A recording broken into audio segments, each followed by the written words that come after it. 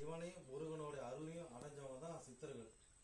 அப்போ முருகனுக்கும் சித்தர்களுக்கும் முருகனுக்கும் சித்தர் சிவனுக்கும் அடிப்படைஞ்சவங்க தான் சித்தருங்க.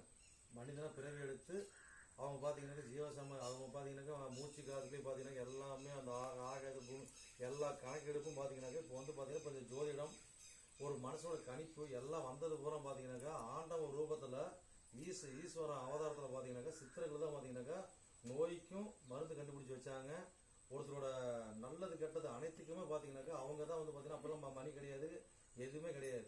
அப்போ பார்த்தீங்கன்னாக்கா அந்த சூரிய வெளிச்சத்தையும் அந்த திசையும் வச்சு அந்த மேக மூடத்தை வச்சு தான் அவங்க வந்து பார்த்தீங்கன்னாக்கா தியானம் மூலியமாக எல்லாமே கண்டுபிடிச்சதாக ஐது சொல்லப்படுது.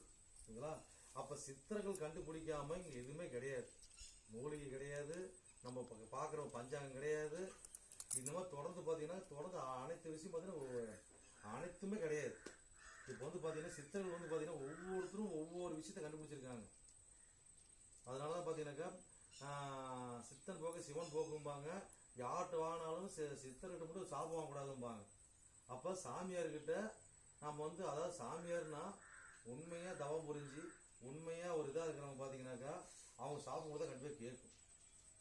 அதுதான் பார்த்தீங்கன்னா அந்த சாமியாரை பார்த்தீங்கன்னாக்கா சித்திரங்களை பார்க்க முடியாதனால சாமியாரை வந்து சித்திரங்களாக நினச்சி நம்ம ஆசீர்வாதம் அவங்க கூப்பிட்டு வந்து ஒரு வேட்டி துண்டு நம்ம தானம் கொடுக்கறது, உணவு தானம் கொடுக்கறது, இதெல்லாம் பார்த்தீங்கன்னாக்கா ஒரு நல்ல ஒரு இதாக இருக்கும்.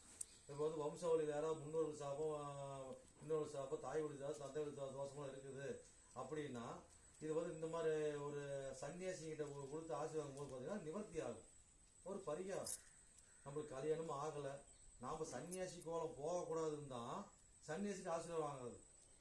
சரி, அப்போ அவனே சன்னியாசி, அவன்கிட்ட ஆசீர்வாதம் நான் அதே மாதிரி நான் ஆயிடணும் அப்படி கிடையாது. அது போல தான் இப்போ பார்த்தீங்கன்னா